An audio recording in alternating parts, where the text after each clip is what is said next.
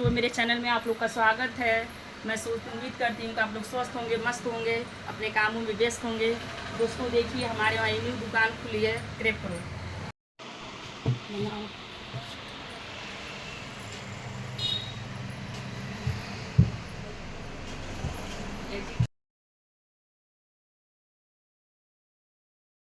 यहाँ पे छोटे छोटे बच्चों को बहुत छोटा छोटा सैंडल मिलता है। अभी न्यू दुकान है। देखिए, ये चूड़े हैं शादी के लिए, जो विदाई उदाई में आते हैं। हल्दी मेहंदी का हर एक सामान कॉस्मेटिक का यहाँ पे बहुत अच्छा है।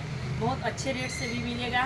यहाँ पे जो अजय निषाद रहते थे, फोटो निषाद रहते थे, मातोश्री गारमेंट के नीचे, पंजाब नेशनल के बैंक के नीचे इनकी दुकान है। और उन्हीं का ये भी दुकान है। अभी फोटोकॉपी का भी दुकान है और कॉस्मेटिक का दुकान खोले हैं।